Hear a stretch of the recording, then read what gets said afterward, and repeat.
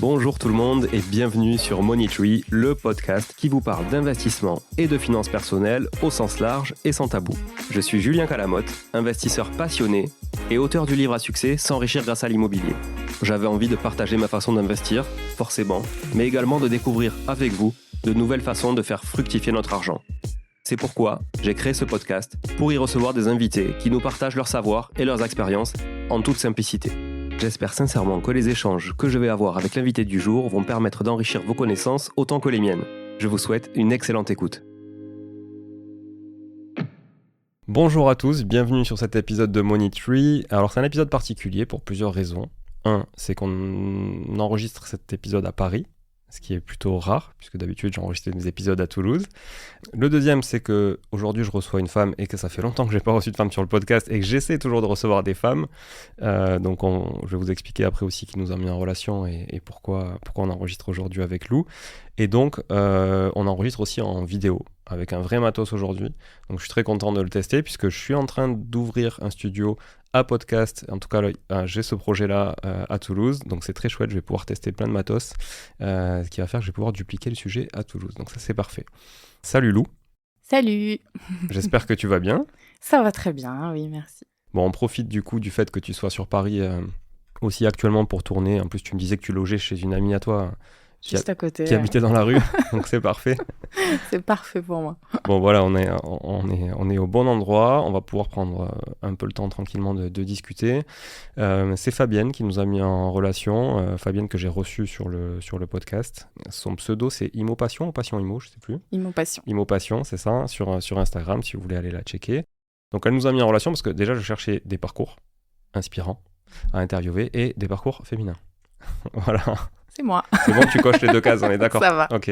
Bon, du coup, je vais te laisser te présenter aux oreilles des auditeurs et aux yeux aussi aujourd'hui, puisque tu es filmé, et que tu nous racontes un peu ton histoire après. Et puis, évidemment, tu connais le podcast, tu as déjà écouté quelques épisodes, oui. J'imagine. Bon, tu as vu que je pars dans tous les sens, complètement déstructuré. C'est tout à fait moi. Voilà, donc c'est parfait, tu vois, tu vas démarrer, puis les questions me viendront et c'est parti. Exactement. Eh bien, bonjour à tous. Je m'appelle Lou, j'ai 36 ans depuis quelques jours. Je suis investisseuse dans l'immobilier depuis 2018. Voilà, j'ai toujours voulu, depuis que je peux me rappeler, j'ai toujours voulu investir dans l'immo.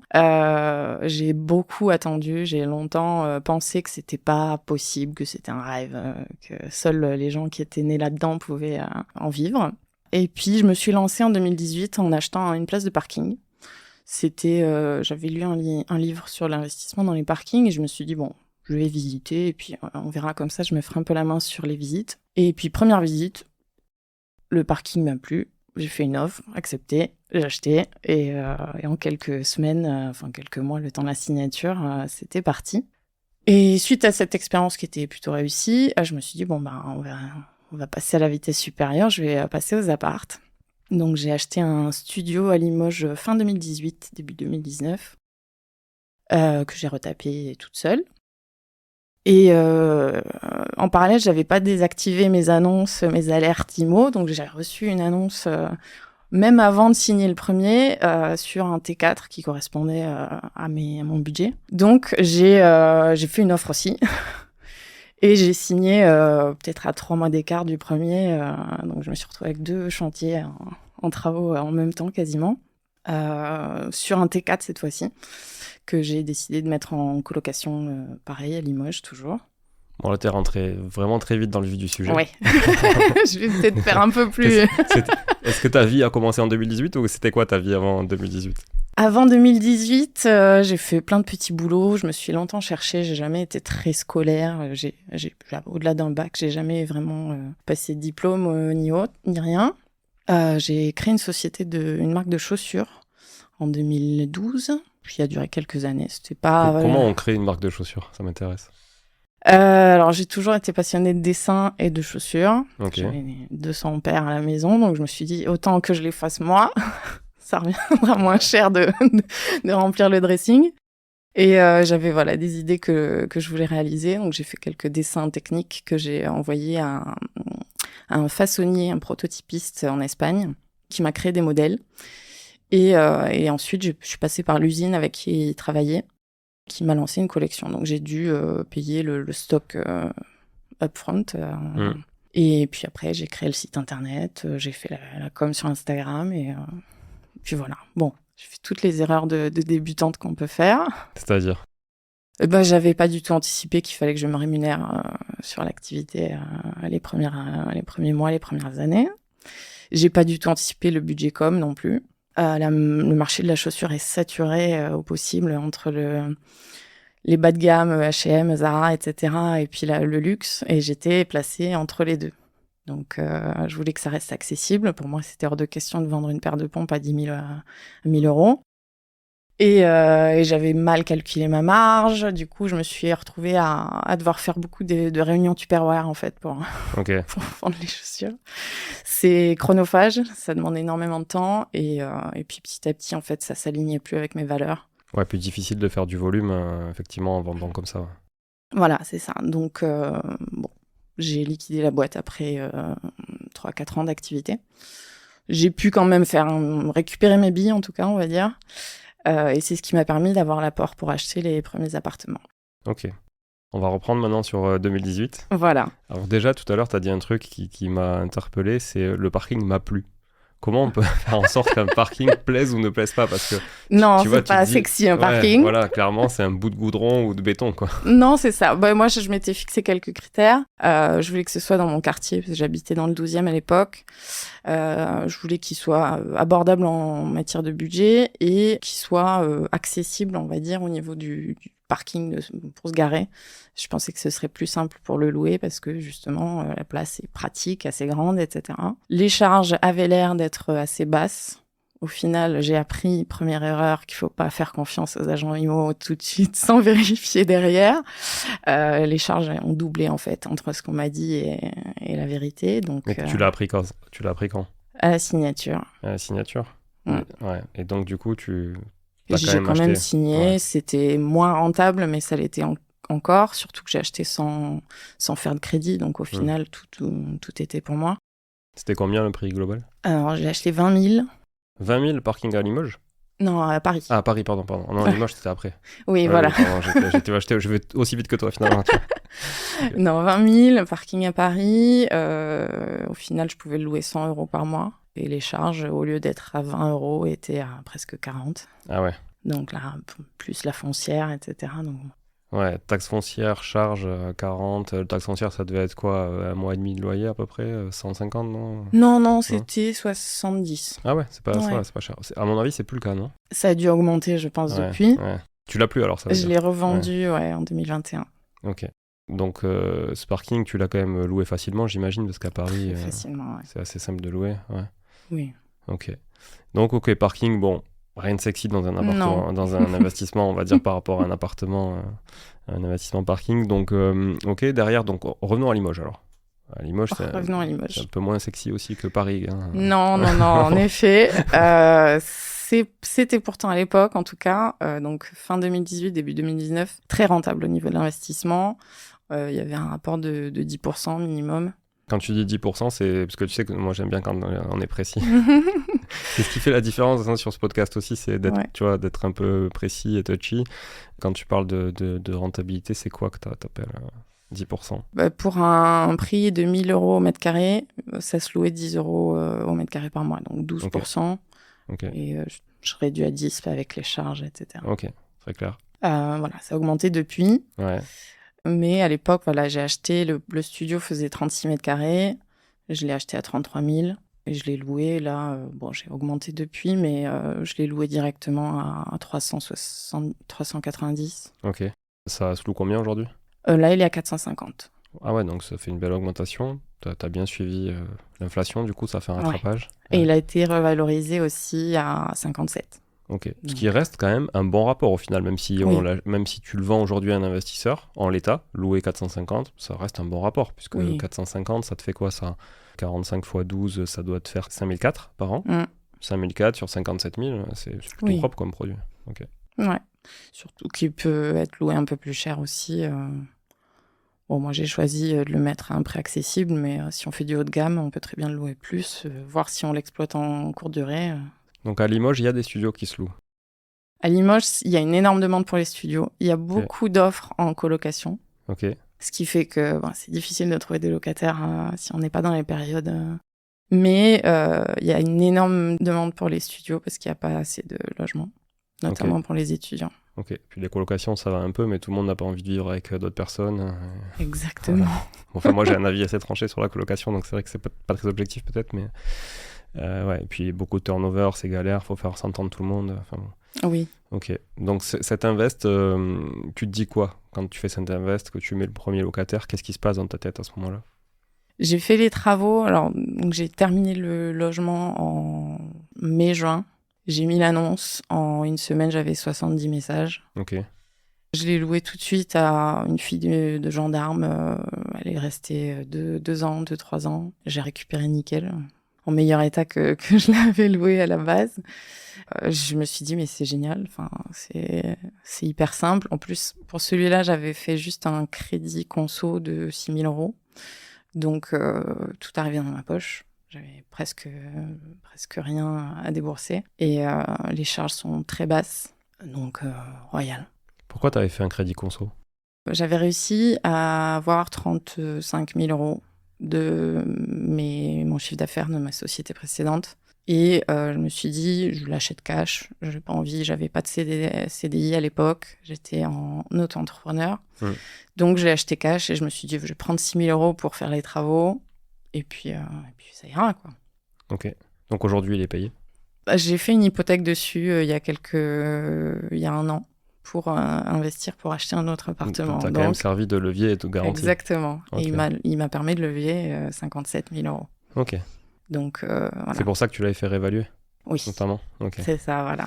D'ailleurs, parenthèse, peut-être on y reviendra plus tard, mais avant que j'oublie la question, qu'est-ce que demande une banque justement pour mettre un prix sur un bien qu'elle va prendre en hypothèque? Est-ce qu'elle demande plusieurs estimations? Si oui, de qui? Est-ce qu'elle fait une contre-expertise? Alors moi, j'ai une banquière géniale qui a assez de liberté sur les projets qu'elle valide, etc. Donc, elle m'a demandé une estimation d'un agent IMO que je lui ai fourni. Et je lui ai également fourni une estimation meilleurs agents. Ok. Qui peut être un peu évaluée comme on veut, en fait, sur meilleurs agents. C'est assez facile de... En fonction des options que tu mets. Voilà, c'est ça. Donc, ça n'a pas vraiment de valeur, moi je dirais, en tant que prêteur. T'as mis qu'il y avait une piscine ou pas? Non. Mais j'ai mis que c'était un super luxe, quoi. Ouais, c'est ça, ouais, t'as des niveaux de qualité et tout ça. Bon, c'est vrai que c'est un peu grossier comme estimation. Mais voilà, j'ai fait une estimation qui est logique avec le prix du marché. Oui, clairement. Et puis le rendement attendu aujourd'hui. C'est ça. Bon, donc ça, 2018, c'est ça? En même temps que le parking ou 2019? Alors, j'ai signé le 28 décembre 2018 par procuration, parce que j'étais en Nouvelle-Zélande à l'époque. Ok, cool. Voilà, et pour la petite histoire, j'avais fait l'offre pour l'autre appartement et j'ai réussi à avoir mon crédit 2 mois après. Pour le second, c'était un T4 à 38 000 €. 38 000 € un T4? Ouais. Mon Dieu, combien il faisait de surface? 73 mètres carrés. Ok. Limoges aussi? Limoges aussi. Bon, il était inhabité depuis plus d'1 an. Ok. La propriétaire qui était sous tutelle, proche de la fin, voulait vendre assez rapidement et au bout d'1 an de mise en vente, elle a décidé de baisser le prix. J'ai su qu'une offre à 36 000 avait été refusée, donc j'ai fait l'offre à 38 et c'est passé. Ok. J'imagine qu'il y avait tout à faire. Pas forcément. Enfin, il fallait refaire l'électricité un petit peu, changer une fenêtre. Mais sinon, au niveau boulot, il y avait pas grand-chose à faire. Ok. Donc, je l'ai rénové moi-même aussi. Quand tu rénoves toi-même, tu fais quoi? Tu vis dans l'appart pendant que tu rénoves ou tu squattes tout en attendant? Parce que c'est pas chez toi, du coup. Alors, l'avantage, c'est que j'ai ma grand-mère à Limoges. Okay. Donc, j'en profitais aussi pour la voir. Ça lui a fait très plaisir. Mais je faisais souvent les week-ends, en fait. Je descendais, je faisais 2-3 jours. Et puis je remontais travailler à Paris. Parce qu'après, j'ai pris un CDI. Pouvoir continuer à investir. Ok. Donc ce T4, du coup, tu l'as eu quand même sans le CDI avant? Sans le CDI. Et tu l'exploites comment? Il est en colocation, donc depuis la rentrée septembre 2019. Je l'ai loué direct, pareil. C'était l'époque où il n'y avait pas encore énormément de colocs à Limoges. J'ai eu quelques petits déboires sur cet appartement. Raconte-nous.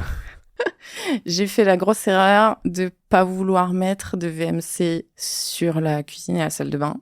Et je suis tombée sur un locataire l'an dernier qui, je ne sais pas si c'est la période ou si c'était lui, bon, il a pas aéré. Il m'envoie un message en me disant ça fait un mois que c'est un petit peu noir sur les murs. Il m'envoie des photos, c'était immonde quoi. Il y avait du noir jusqu'au plafond, moisissure partout. Et donc j'ai fait venir un expert parce que selon moi il y avait aussi une infiltration au niveau du toit parce que c'est un dernier étage. Mais bon, l'expert m'a dit, non, vu qu'il n'y a pas de grille sur les fenêtres et en plus pas de VMC, c'est pour vous quoi. Donc ça m'a coûté un peu... ça m'a coûté un petit billet. Qu'est-ce que tu as fait pour réparer ce problème? Ça m'intéresse là justement. Donc j'ai demandé à un électricien de me poser des VMC cuisine, salle de bain et dans le couloir, proximité des chambres. Donc c'est des VMC autonomes du coup? Parce qu'elles ne sont pas reliées à... Parce que là tu pourrais pas recréer des caissons, d'évacuation, etc. Non, c'est sur les évacuations de l'immeuble. Mais elles sont automatiques, donc voilà, j'ai fait poser les grilles sur les fenêtres qui n'en avaient pas. Et j'ai passé 2 semaines à nettoyer les murs au vinaigre et au bicarbonate. J'ai tout refait cet été, donc voilà. Le problème, c'est qu'il est parti en mars, en me disant, voilà, j'ai commencé à tousser, j'ai des problèmes de santé. Moi, j'ai flippé, je me suis dit, ça va me retomber dessus, donc je lui ai rendu sa caution sans même vérifier ni rien. Et pendant tout ce temps, j'ai fait les démarches, mais ça a mis du temps pour faire poser les VMC, donc j'ai pas pu le relouer avant la rentrée de septembre. Mais une chambre juste? Juste une chambre, ça commençait à se propager sur les autres, parce que bon, c'était la chambre qui était la plus problématique, parce qu'elle était exposée... Au nord? Même pas, mais bon, c'est celle qui avait le plus de murs, et c'est celle qui n'avait pas de grille sur les fenêtres. Voilà. Ok. Ça, les grilles sur les fenêtres, j'en parlais tout à l'heure justement avec un client là, sur des travaux qu'on est en train de faire pour lui. Il y a beaucoup de personnes qui n'en ont pas parce qu'avant, il y a des fenêtres qui n'en mettaient pas. Et ce qui est fou, ce qui peut paraître paradoxal, c'est qu'en fait, ça améliore le DPE de créer de l'air entrant froid, potentiellement, parce que ça crée de la ventilation et que ça assainit l'air, ça renouvelle l'air, etc. Et que du coup, ça crée des logements qui sont moins humides. Et donc, ne vous méprenez pas, l'aération vraiment sert à ce que le logement consomme moins in fine, ce qui peut paraître aberrant. Oui, et puis il soit plus sain de manière générale. Ça, c'est clair, voilà. ça, c'est certain. Et d'ailleurs, dans les villes, alors je ne sais pas si Limoges, il y a le permis de louer ou pas. Non. Dans les villes dans lesquelles il y a le permis de louer, les ventilations aux fenêtres sont un critère, justement, de soit permis de louer avec réserve, soit de refus de permis de louer. Oui. La ventilation, c'est un critère du logement décent, en fait. Quand tu regardes les critères de logement décent, au sens de la législation, il y a l'aération d'un logement. Voilà. D'accord. Donc, tu vois, c'est pas pour rien que ça y est, au final, parce que quand tu l'as pas, tu te rends compte que pas de VMC, pas de ventilation aux fenêtres, ce truc, c'est un aquarium. Hein. Tu mets de l'eau, ça sort nulle part, tu vois. Tout à fait. Surtout que les locataires sont pas vraiment très conscients du besoin d'aérer son logement tous les jours. Ni conscient et encore moins consciencieux, tu vois, de le faire tous les jours. Exactement, voilà, c'est ça. Donc bon, j'ai fait des rappels, j'ai imprimé des petites fiches, mais voilà, c'est l'important. Surtout que les grilles sur les fenêtres, ça coûte pas grand-chose à mettre en place. Ok. Et là, tu as 3 chambres, une seule salle d'eau? Oui. Okay. Une grande salle d'eau avec baignoire. Si c'était à refaire, je le ferais différemment. C'est vrai que la colocation, ça me fatigue. C'est énormément de turnover, comme tu disais.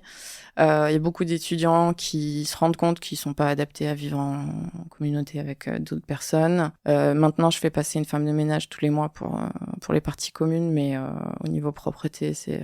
voilà. C'est jamais la faute de quelqu'un, en fait. C'est toujours la faute de l'autre. Quelqu'un va le faire. Et toi, c'est difficile pour toi de taper sur le doigt de quelqu'un, parce qu'en fait... ça se renvoie toujours la balle. C'est ça. Et d'ailleurs, cette problématique, tu disais de dépôt de garantie, elle est compliquée à appréhender, non? Oui, surtout que les états des lieux sont rarement en même temps. Puis c'est toujours la faute de l'autre. Donc voilà, j'ai décidé d'être très rigoureuse sur les prochains états des lieux. Et j'avais prévu de le mettre en vente. Là, avec l'augmentation des charges, parce que c'est un appartement avec un chauffage collectif. Ouais. Donc je me fais allumer là-dessus. Puis, en plus, vu l'état dans lequel il était, j'ai pas vraiment fait de visite. C'était pas le truc le plus vendeur. Donc, voilà, j'aimerais bien le vendre. Mais c'est vrai qu'avec le marché actuel, j'ai pas non plus envie de le brader, même s'il m'a pas coûté cher. Mais il me rapporte quand même plus de presque 1 000 € par mois. Ouais, une fois que tu as payé toutes tes charges? Non. Ah, 1 000 € de loyer et mon cash flow, je dois être à 200, 150. Ok. mais qui s'amoindrit du fait de l'augmentation des charges, du coût de l'énergie, j'imagine. C'est ça. Parce que les lecs aussi, c'est à ta charge. Je peux pas non plus augmenter les loyers indéfiniment. Et puis le fait, il y a beaucoup d'étudiants qui partent en milieu d'année pour les stages en mars. Et pour trouver des locataires en mars, c'est pénible. Moi, ça me fatigue. Il y a toujours des problèmes. Donc voilà, j'aimerais bien le vendre. Idéalement, je me disais que si je l'achetais aujourd'hui, je ferais une division. Je ferais 2 studios. Et je le louerais soit une division officieuse en co-living avec chacun sa salle de bain et chacun son coin cuisine. Je pense pas qu'en copro, je puisse le diviser en... Il te faut l'accord de la copro, ça c'est sûr déjà. Et après, tu vas devoir payer toi la mise à jour du règlement de copro. C'est ça. Donc tu vois, 2-3 000 euros, je sais pas si c'est une grosse copro. Très grosse copro. Ouais, donc autant te dire que c'est peine perdue là. Voilà. Ouais. Mais bon, c'est fait. Il me rapporte quand même de l'argent. Si je le revends, ce sera pas à perte. Donc voilà, je me dis dans l'ensemble, bon investissement. Des leçons. Ouais, c'est ça. Non, mais t'apprends. C'était le 2e investissement aussi. Je compte pas le parking parce que oui. c'est assez anecdotique dans ta vie, j'imagine, d'après aussi. Mais ok, donc là, tu te dis, je prends un boulot en CDI parce que j'ai envie de continuer, ou pour quelle raison tu te dis que tu vas prendre un boulot en CDI? Essentiellement pour pouvoir continuer à investir. Ça s'est fait tout simplement sur Facebook. J'ai vu une annonce, je me suis dit, ah tiens, on dirait moi. Donc j'ai postulé, j'y suis allée au culot, sur j'ai Facebook, demandé... Comme ça, tu vois une annonce une offre d'emploi. C'est ça, et puis au final, ça s'est fait très rapidement. Bon, c'était pas le job le plus épanouissant du monde, mais c'était bien. Et puis ça m'allait aussi à ce moment-là d'avoir des horaires un peu fixes.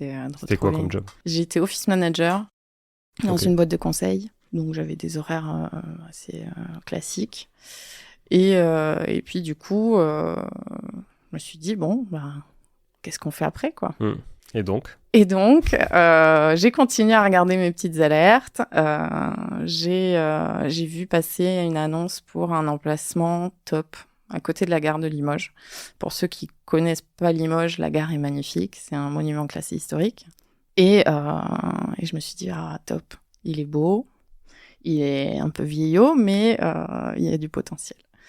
Donc là, pour le coup, j'avais pas vraiment la capacité d'endettement idéale. J'ai décidé de m'associer. Donc j'ai monté une SCI avec un ami. Et donc on a fait une offre qui a été acceptée avec une contre-proposition. Si je me rappelle bien, c'était 52 000 euros.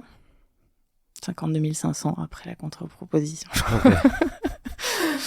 Voilà, et grand T2 avec un salon séjour, enfin double salon, qu'on a choisi de pas cloisonner pour rajouter une chambre, parce que vu la surface et l'emplacement, on voulait faire du Airbnb, donc avec une chambre et un très grand salon, un coin bureau pour les gens qui viennent en télétravail, etc.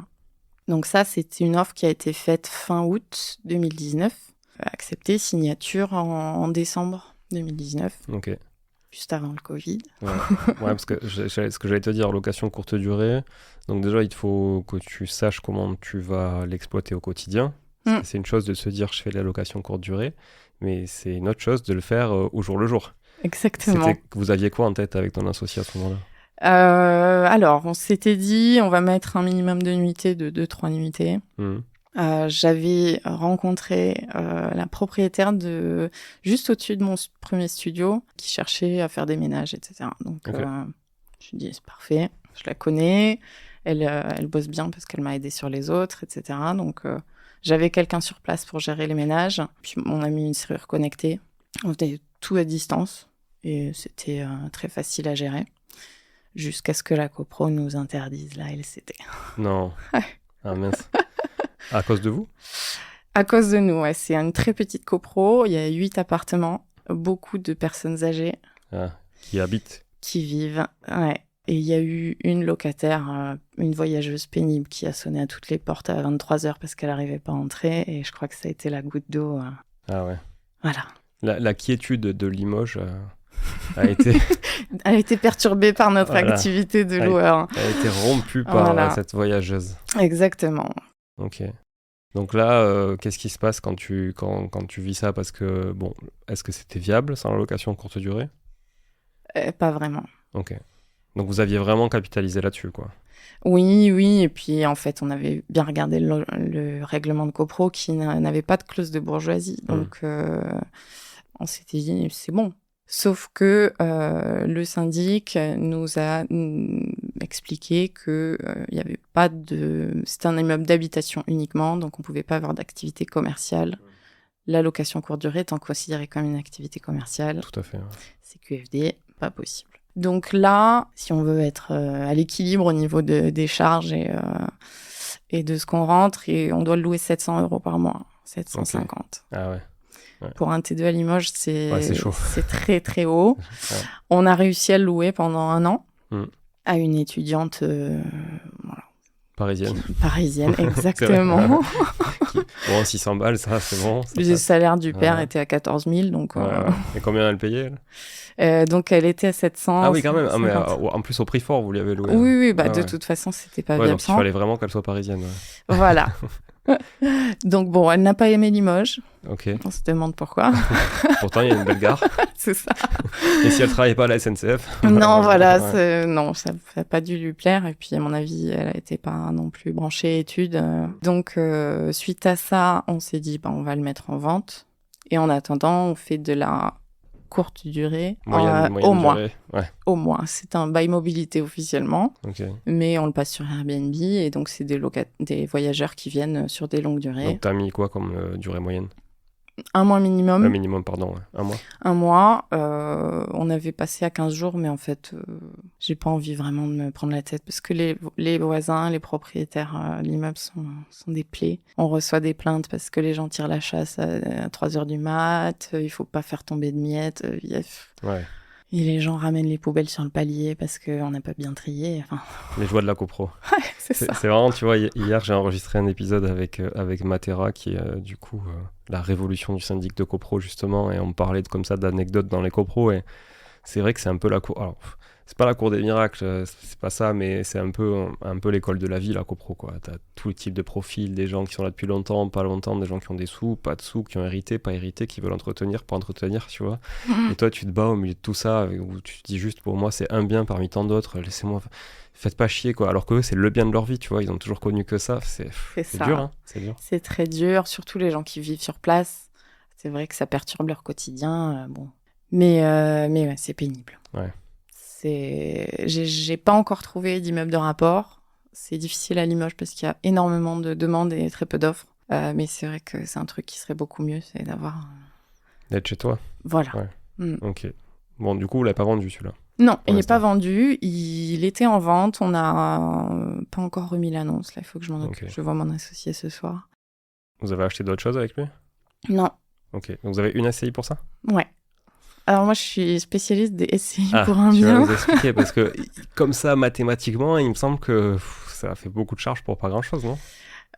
En LCD, on avait un cash flow de 400-500 € par mois. Combien de frais de compta et juridique ? 273 € par an. 273 € par an ? Votre comptable, il travaille dans quel pays ? Je suis sur maconta.fr. Maconta.fr, ok. C'est moi qui fais... Enfin, je fais tout. Je fais la saisie et en fait, ils éditent l'alias fiscal. Voilà. Ouais. Ok, donc c'est toi la comptable. Exactement. Pas expert comptable, mais c'est toi la comptable. Non, mais bon, voilà, je commence à me faire la main. Je l'avais fait sur ma société et pour le les juridique, chaussures. Pareil, PV d'AG, tout ça, c'est toi qui l'as fait ? Ouais. Approbation des comptes. Ouais. Ok. C'est ça. Donc, est-ce que tu peux faire les miens ou pas ? Peut-être je peux faire des économies. Non, okay. C'est pas un truc qui me passionne. Okay. Je le fais parce que c'est nécessaire et comme ça, on évite justement d'avoir à payer un cabinet comptable. Bon, raconte-moi tout. Alors, c'est quoi cette autre SCI ? Alors, du coup, forte de mes investissements animaux, j'ai essayé de convaincre mes amis de se mettre là-dessus. Donnez-moi votre capacité d'emprunt. je m'occupe de tout. Voilà, non, pour le coup, j'en parlais avec une copine et elle a dit « Ah, c'est pour être cool ». Donc, je l'ai accompagnée pour faire des visites pour elle. Et en faisant des visites pour elle, j'ai vu un truc. Enfin, on a visité 4-5 appartes. Il y en a un qui lui a plu. Il y en avait un autre qui était bien. Je dis, bon, j'avais une autre copine qui statait un peu. J'ai dit, tiens, tu veux pas faire une SCI pour qu'on achète celui-là ? Donc, banco, on a fait l'offre et accepté à 1 000 € près. Où ? toujours à Limoges. Ok, la reine de Limoges. Voilà. En fait, à Limoges, il y a un boulevard périphérique qui dessert les facs sciences lettres. Et donc, à peu près 3 de mes apparts sont sur ce boulevard tout le long. Et il est juste à côté de la fac de lettres. Donc celui-là, j'ai dit, bon, T4, coloc. Allez, je me remets dedans. Allez, en fait, j'avais vraiment à peine fait l'autre. Si c'était loué en 2 jours. Recul, exactement. Et c'est peut-être la chose à pas faire. Mais bon, sur le coup, ça a marché. Et puis, ça marche encore. Il est rentable. Pas de moisissure? Pas de moisissure dans celui-là. Il y a des grilles sur les fenêtres. Okay. Et non, il est très bien. En plus, il a été refait. Vraiment un coup de cœur. Je l'aime beaucoup, cet appart. Avec ascenseur. C'est parfait. Et il se loue très bien. Donc, pas de souci là-dessus. Ça, c'était en fin d'année 2019. Et on a signé début 2020. Ok. On a signé pendant le Covid, en fait. Ah ouais. Ouais, en avril-mai 2020. Donc, j'étais à Limoges, j'ai fait mon confinement, en fait, à Limoges sur le chantier du T2. Et j'ai enchaîné avec le chantier du T4. Ok, donc finalement, toi, tu n'avais pas de loyer à payer? Si, ou tu avais quand même un loyer je payais mon loyer à Paris. Ouais, tu avais quand même un loyer. Ouais. Okay. Avec le recul, j'aurais peut-être dû faire autrement. Mais bon, ouais. Quand on a un studio pas trop cher à Paris, on le garde en général. C'est quoi un studio pas trop cher à Paris? Je payais 700 €. Okay. 600-700 €. Alors moi qui suis pas de Paris, ça me semble effectivement pas trop cher par rapport à ce que je peux entendre du marché parisien. Ça a augmenté depuis. Ouais. Mais j'avais eu la chance de l'avoir, déjà il y a quelques années. Et quand on tombe sur une bonne occasion, on la lâche pas. J'ai dû le rendre quand j'ai décidé de partir vivre en Italie. Mais... Parce que là, le deal, c'était quoi avec tes associés? C'était que tu t'occupais du projet? Comment vous répartissiez les tâches? Parce que la difficulté, quand même, c'est que plus tu multiplies le nombre d'associés, plus tu multiplies le nombre de caractères, profils différents, d'attentes aussi différentes. Comment ça se gère, ça? Alors, mon associé, le premier projet, la première SCI, c'est un ami qui m'a aidé un petit peu de temps en temps à retaper les autres appartements. Et il m'a fait confiance. On est à 60-40 sur la SCI. Et c'était le deal, c'est que je gérais. Comme j'avais les autres appartes, voilà. Et puis, il était dispo s'il y avait besoin. Il n'a pas trop participé. Là, il m'aide un peu plus en ce moment parce que j'en ai marre. Cet appart me sort par les yeux. Il est magnifique. C'est un de mes préférés au niveau de la réno. Mais la charge autour de la copro, les voisins, les plaintes. Donc voilà, cet associé-là, il est beaucoup plus cool. Il me fait confiance et il gère. La deuxième SCI, on est à 50-50. Et on s'est dit, on fait ensemble, on gère ensemble. Au final, cette copine a acheté un appart à Marseille. Elle a ses soucis à gérer. C'est un petit peu moi qui fais tout le boulot depuis 3 ans. C'est pas ce que je préfère. Mais ça me dérange pas non plus. C'est pas beaucoup de gestion au-delà des visites, des états des lieux et des 2-3 messages parce que y a la chasse d'eau qui marche plus. Tu la changes. Ça me va. Ok. Ça te va, mais je sens que... Idéalement, j'aimerais lui racheter ses parts. Ouais. Mais j'ai pas les moyens en ce moment. Et puis, c'est pas la priorité pour l'instant. Donc, ça tourne. Ok. Il y a que ce bien là-dessus. Ouais. Ok. T'en as combien d'autres comme ça, où il y a un bien? Une troisième. Okay. Juste une troisième qui se fait un peu plus tard. On en parlera tout à l'heure. Mais bon, voilà. Cet appart a été fini, du coup, l'été 2020. Mis en loc, loué à la rentrée en septembre. 3 locataires, nickel. Ok. Next. Donc, voilà. La rentrée 2020 passe. Les confinements successifs s'enchaînent et je commence à en avoir un peu marre. De quoi? D'être confiné? Ou fin de... Ou de tout. Que ce soit un peu au ralenti. Du CDI, de la vie, de tout. Mais bon, j'avais toujours mes alertes qui tombent régulièrement. À Limoges? À Limoges. J'avais mis une alerte sur Limoges. Appartement à Limoges, moins de 50 000. Ok. Et donc, je tombe sur une annonce juste à côté du T2 à la gare. Donc, je dis parfait, ils sont à côté, LCD aussi. Donc, c'est pas le même immeuble, ça va. Non, exactement, voilà. Et petit studio de 31 mètres carrés. Grand studio. Oui, bon. Oh, attends, tu rigoles. Par rapport à l'autre de 36. Moi, j'ai des studios de 15 mètres carrés. Oui, c'est vrai. Petit studio. C'est vrai. Et bon, je fais un T3 avec 30 mètres carrés. Ben, je l'ai transformé en T1 bis, on va dire. Okay. J'ai fait un coin de nuit séparé. Il est très bien optimisé, très joli. Il se loue parfaitement. Enfin, voilà. Si je veux le mettre en vente demain, je peux le vendre à 50, 60 000 sans problème. Ok. Je ne l'ai pas fait évaluer pour l'instant, mais selon moi, c'est ce que ça vaut. Il t'est revenu à combien ? Je l'ai acheté 39 500 et j'ai fait à peu près 10 000 euros de travaux dedans. Ok. Comprenant le mobilier. D'accord. Donc, non, très bien. Et bon, les charges ne sont pas très élevées. Et je le loue sur Airbnb à la semaine. Donc, c'est un choix que je fais de plus louer sur 2-3 jours. Et j'ai remarqué qu'il y a pas mal de monde sur les locations à la semaine. Beaucoup de gens en alternance, en stage, des placements pro, donc entre 4-5 jours et une semaine, voire même des fois un mois. Qui te le gère, là, celui-là ? Donc, je gère les échanges. J'ai automatisé tous les messages. Tu utilises un logiciel particulier ou le Airbnb. natif d'Airbnb ? Ouais, Airbnb. Parce que tu l'as pas sur Booking, il est que sur Airbnb. J'y avais pensé, et puis en fait, j'ai pas besoin. Il se loue très bien tout seul comme ça. Et puis, j'ai pas envie en fait d'avoir à gérer les deux sites. Donc, Airbnb à la semaine, et donc j'ai la personne qui me faisait les ménages sur l'autre, qui est dispo pour faire les ménages et les check-in, parce qu'il n'y a pas de serrure connectée sur celui-ci. Ok. Donc, c'est elle qui accueille les voyageurs, c'est souvent le dimanche ou le lundi. Moi, je trouve ça trop cool. Franchement, l'accueil physique, alors je sais qu'il y en a plein qui n'aiment pas ça, même en tant que voyageur, parce qu'ils ont envie de voir personne, ils ont juste envie de prendre des clés et mettre les pieds sous la table, tu vois, et se faire livrer un truc.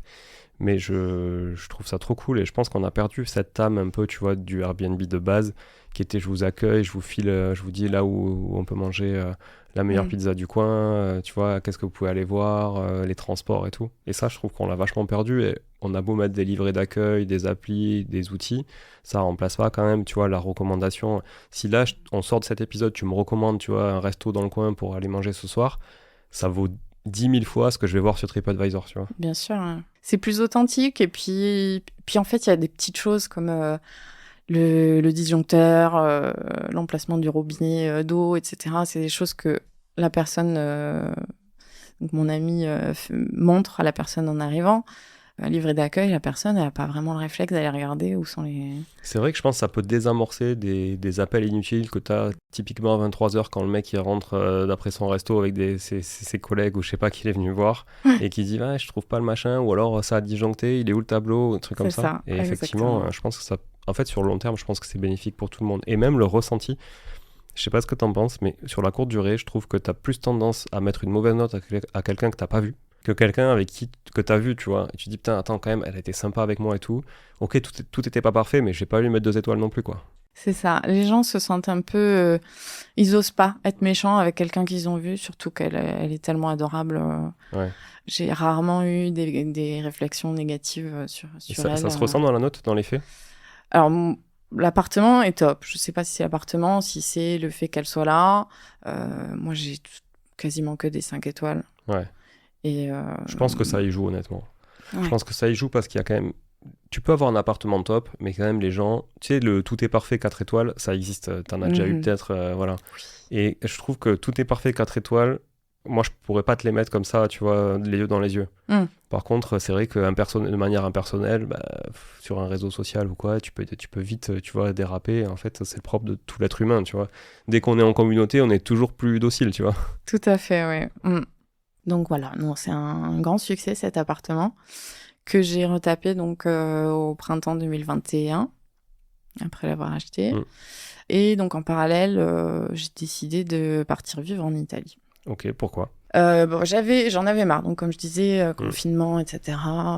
J'avais besoin d'un nouveau projet, un nouveau challenge. C'est un truc que moi j'ai toujours rêvé de faire, c'est investir à l'étranger. J'avais envie d'acheter en Italie, en Espagne, en Angleterre, partout. Je me suis formée sur l'investissement en Angleterre, mais bon, avec le Brexit, j'ai pas vraiment donné suite. Et donc je me suis dit, j'ai envie de vivre dans un endroit où il fait chaud, changer de pays, choisir une ville au pif où je connais personne, je prends mes valises, j'arrive, et en un mois ou deux, je me trouve un appart, je me trouve un boulot. Voilà. Trop cool. C'est où, du coup? Donc, je suis allée à Milan. Ok. Je me suis dit, bon, l'Italie ou l'Espagne, je parle plus italien Milan, qu'espagnol. c'est pas là où il fait le plus chaud, non? Non. Mais je me suis dit, si je veux trouver du boulot, ce sera quand même plus facile. Ouais. Post-Covid, en plus, Rome, qui est très touristique, c'est plus compliqué.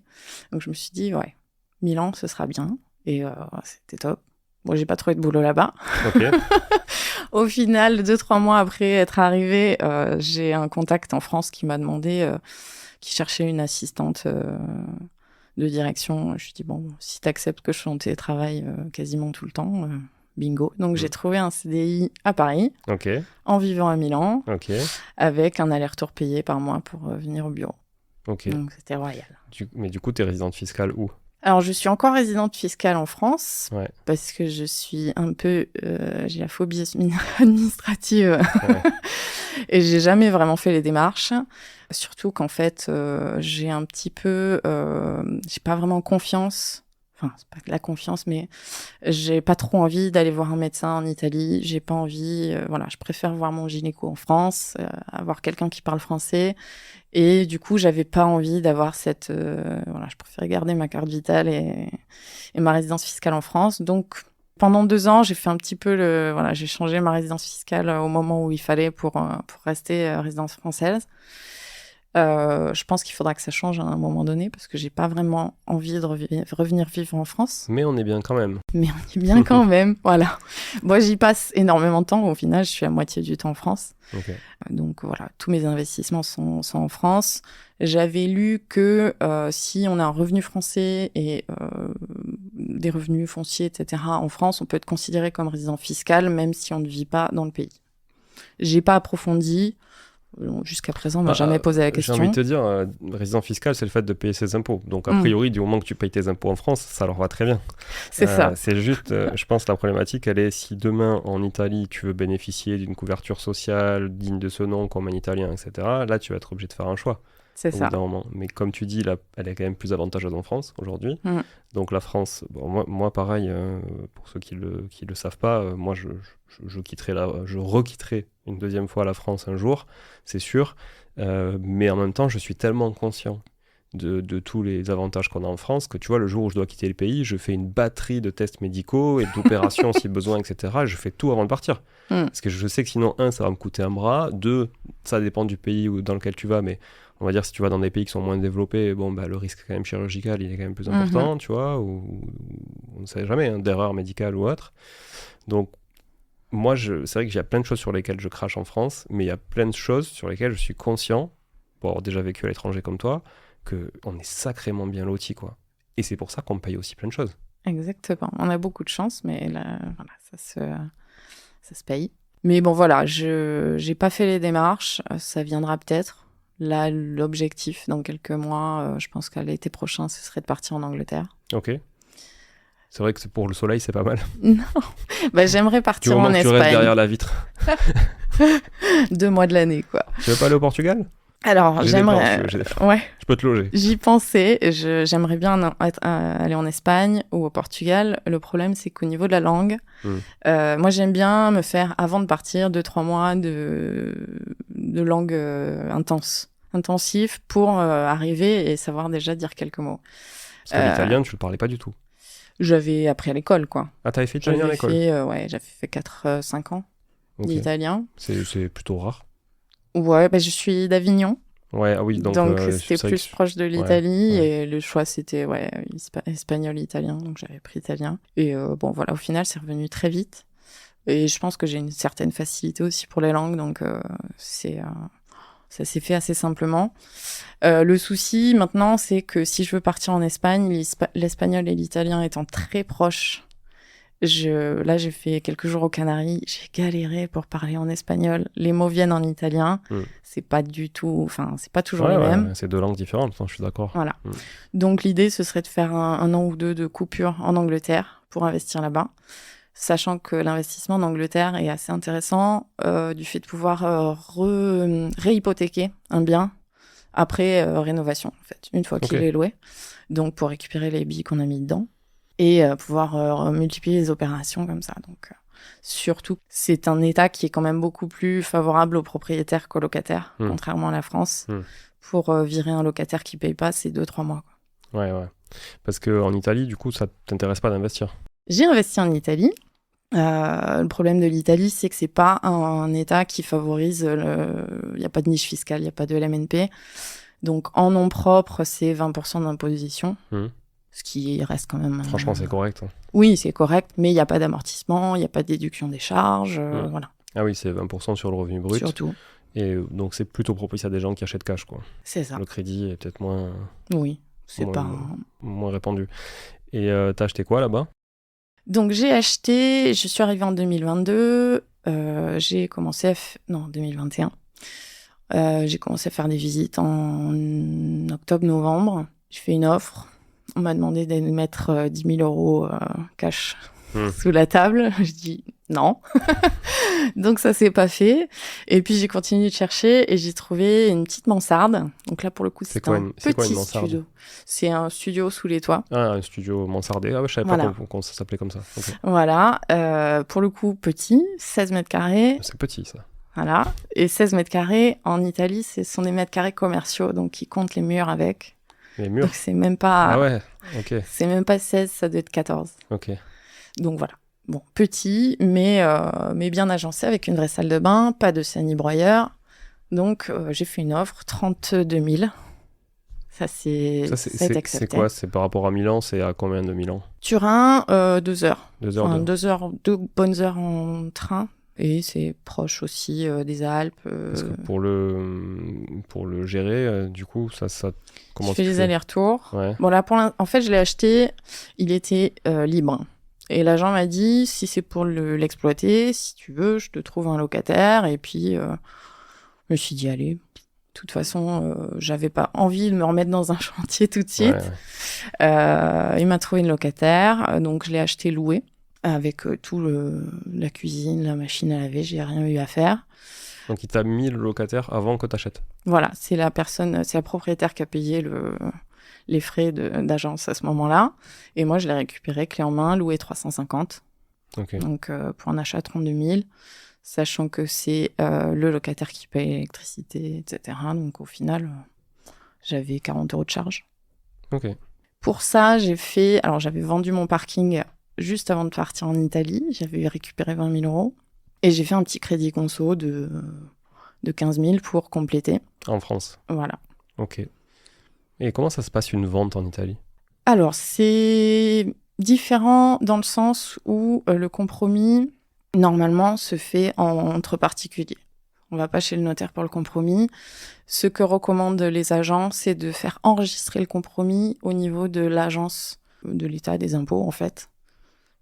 Ça sert justement à protéger la personne parce que quand on fait le compromis, on doit donner un acompte.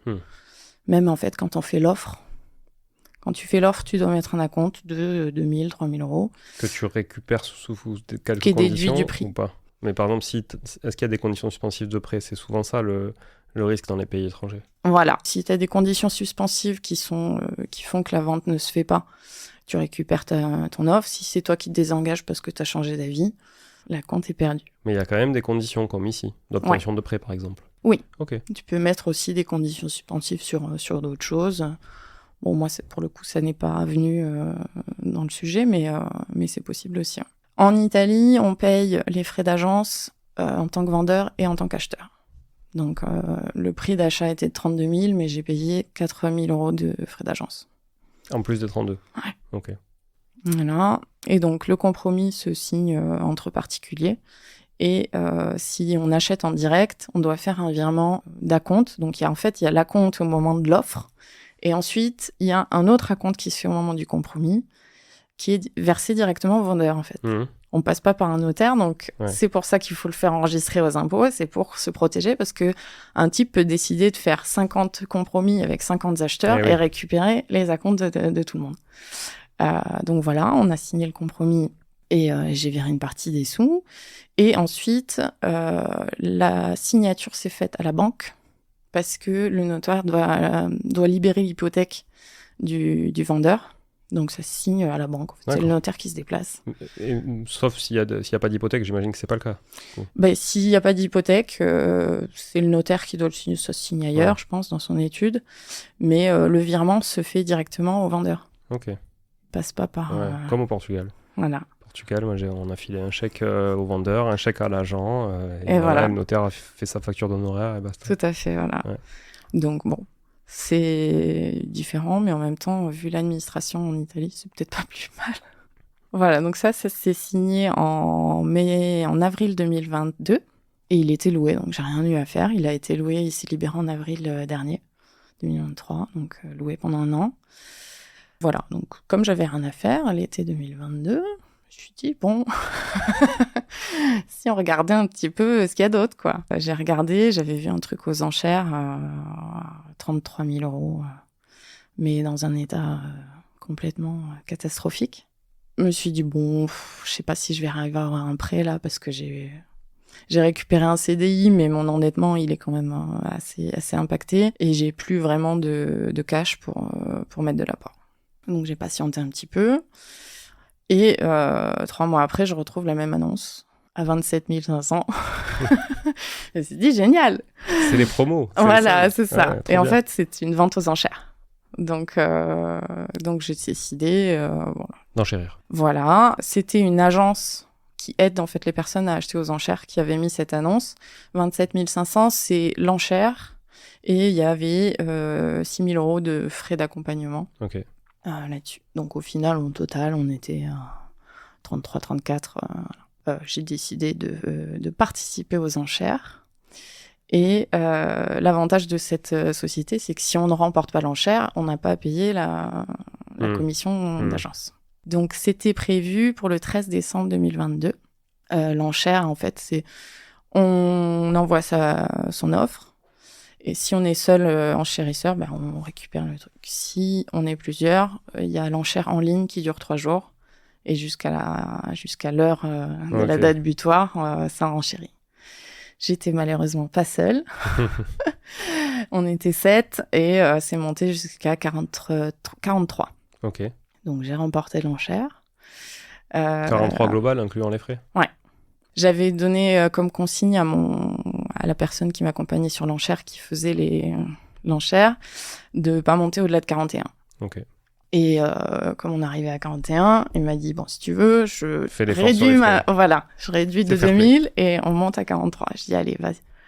Et donc, je l'ai récupéré comme ça. C'est un appartement qui était un héritage que la personne n'a ni accepté ni refusé. Je sais pas comment ça s'est fait. Mais bon, en gros, il a vécu dans l'appart pendant 5 ans, sans payer les charges. Et l'appartement a été mis aux enchères pour recouvrir tout ça. C'est une personne qui a, je pense, beaucoup de problèmes dans sa tête. L'appartement est dans un état. Il y a des sacs poubelles éventrés par terre, des casseroles, une odeur, voilà. Très, très difficile, mais c'est aussi pour ça qu'il était peu cher. Donc, en Italie, quand on remporte une enchère, on a 3 mois à peu près pour payer la somme. Il y a un acompte qui se met au moment de la participation aux enchères. Et après, on a 3 mois pour payer le reste. Donc moi, j'ai fait justement une hypothèque sur le premier studio pour financer cette acquisition. J'ai donc récupéré 57 000 qui couvrait l'achat, les frais d'agence et une enveloppe travaux de 2 000 € qui a servi à autre chose. Mais voilà. En parallèle de ça, j'avais toujours mes annonces à Limoges. Ah, Limoges. On n'oublie pas Limoges, même quand on est en Italie. Non, l'avantage, c'est que j'ai ma grand-mère et puis les autres appartements font que j'y retourne régulièrement. Et donc, je vois passer une annonce. Je propose à mon associé sur le premier appartement, donc le T2. Ça te dirait pas, c'est un petit studio. Je voulais faire le même principe que celui qui est en Airbnb. Je lui dis, voilà, on le loue à la semaine, ça tournera très bien. Il me dit, oui, je sais pas, j'hésite. Donc, j'ai proposé à ma meilleure amie qui voulait investir un peu dans l'immobilier. Donc, je me suis dit, tiens, c'est l'occasion, on fait ensemble. Je t'accompagne, je te montre comment ça se passe. Comme ça, toi, tu te familiarises avec le process. Si tu veux investir après, tu l'auras déjà fait. Et donc, on a fait l'offre en septembre 2022, accepté. On a monté la SCI et on a signé en janvier 2023. Ok. T'en es où maintenant, du coup, au niveau, on va dire, immobilier? Combien de biens? Combien de SCI? 3 SCI, 3 SCI. 8 appartements au total. Ouais. Voilà. Là, j'ai récupéré les clés de cet appartement aux enchères en octobre. Donc dans les 8, t'en as 2 en Italie. Ouais. C'est ça? Ok. 6 à Limoges et 2 en Italie. Je suis un petit peu mélangée sur tous les types d'exploitation. Location meublée, étudiant, coloc et LCD. Et à côté de ça, tu t'es passionné pour l'archi d'intérieur, c'est ça? C'est ça. Ok. Tu peux nous en dire 2 mots? Oui, j'ai pris beaucoup de plaisir à redécorer tous les appartements que j'ai faits. Moi, c'est vrai que quand je retape un appart, j'ai envie d'avoir envie d'y vivre. Voilà, c'est important pour moi que l'appartement soit à mon goût et que je puisse me projeter dedans. Donc j'ai pu en plus mettre beaucoup plus de budget sur les appartements en Airbnb, justement, parce que c'était plus rentable. Donc je me suis régalée sur la déco. Et j'ai vraiment adoré trouver une solution, quoi. Trouver comment mettre un lit dans ce studio pour regarder un canapé. Vraiment l'agencement plus que la déco déjà. Ouais. L'optimisation d'espace. Et puis, avec le temps, en fait, on a les réflexes. L'expérience fait que, voilà, maintenant, quand je vois un espace, j'arrive à projeter et voir toutes les solutions qui peuvent être envisageables. Donc, je me suis dit, si je le fais pour moi, je peux le faire pour quelqu'un d'autre aussi. En arrivant en Italie, je m'étais dit, je vais me former au design d'intérieur quand même pour pas non plus arriver comme ça. Donc, j'ai pris une formation avec mon CPF, etc. Mais j'ai jamais passé le cap de me dire, créer la société. Avec mon ancienne société de chaussures, j'étais un peu refroidie de la SAS et des charges qui vont avec. Donc, j'ai hésité pendant quelques temps. Et puis, le printemps dernier, je me suis dit, allez, il faut le faire. J'en avais marre de mon CDI. Donc, je me suis dit, allez, on se lance. Pour le coup, j'ai pris des accompagnements, des personnes qui m'ont coaché là-dessus. Okay. Et puis, j'ai monté la société en septembre dernier. Ok. Bon, félicitations. Merci. D'avoir passé le pas. Merci en tout cas pour tous ces échanges, pour le récap de ton parcours. Est-ce que tu veux ajouter quelque chose avant de finir? Non, je pense que quand on est investisseur, il faut accepter que ce sera jamais parfait, qu'on va faire des erreurs, qu'il y aura des problèmes. Et c'est ce qui fait qu'on apprend et qu'on les fait plus après. Donc, commencer petit, faire les erreurs sur les trucs pas chers pour ensuite pouvoir augmenter. Et voilà. Très bien. Merci en tout cas, Lou, pour cet échange. Merci, Julie. Je vais retenir un truc, tu vois, parce qu'après, il faut qu'on fasse un titre de l'épisode. Ouais. Je me dis, Lou, spécialiste de l'investissement à moins de 50 000 euros. C'est bien, non? Tout à fait. Ça me définit très bien. En France et en Italie. C'est ça, voilà. Pour l'instant. Donc, on va voir comment on tourne le titre. Ça va être un peu ça. Voilà. Super. Merci encore à tous de nous avoir écoutés. Partagez cet épisode autour de vous comme d'habitude. Et puis, je vous dis à la semaine prochaine pour de nouvelles aventures. Merci. Ciao, ciao. Ciao. Bon, si vous êtes là, c'est que vous avez écouté jusqu'au bout et a priori, l'épisode vous a plu. Si c'est bien le cas, n'hésitez pas à le partager autour de vous. Notez ce podcast sur Apple Podcast et Spotify en laissant un commentaire 5 étoiles.